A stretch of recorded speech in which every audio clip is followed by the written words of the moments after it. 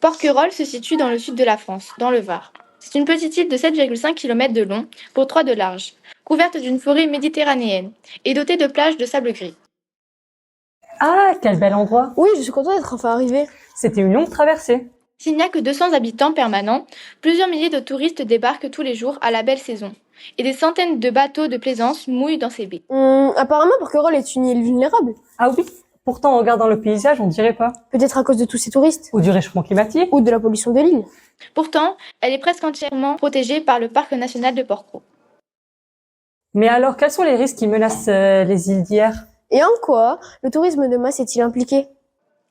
Lors de notre visite, nous avons voulu poser la question aux habitants et aux visiteurs de l'île. Quels sont les principaux risques qui pèsent sur Porquerolles, selon eux?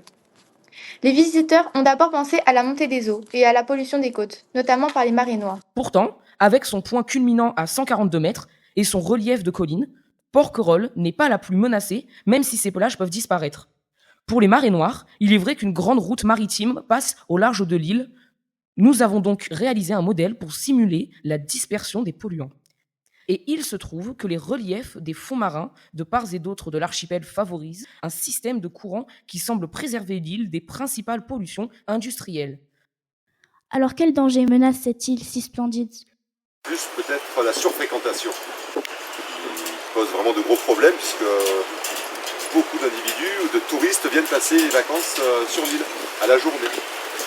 Il est difficile de dire combien de visiteurs exactement viennent durant l'été à Porquerolles. Le parc national de Porquerolles avance le nombre d'1 million par an. En 2020, l'été de la pandémie, il y a eu certains jours jusqu'à 12 000 visiteurs en même temps.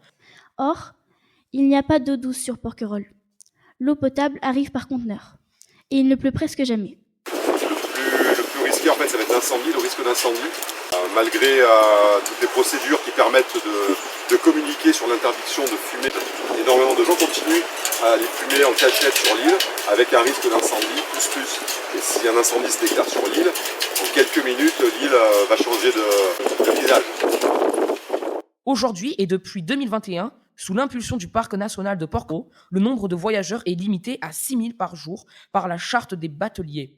Mais cette charte n'est pas obligatoire et les bateaux de plaisance ne sont pas concernés. L'économie locale semble trop dépendre du tourisme pour vraiment pouvoir prendre des mesures drastiques de limitation de la fréquentation de Porquerolles. Car dans le même temps, le projet de conduite d'eau potable Sea Line pour ravitailler directement l'île doit être achevé à l'été 2024, malgré l'opposition d'associations de défense de l'environnement. Avec la multiplication des canicules et des sécheresses, l'île de Porquerolles est plus que jamais menacée par les incendies.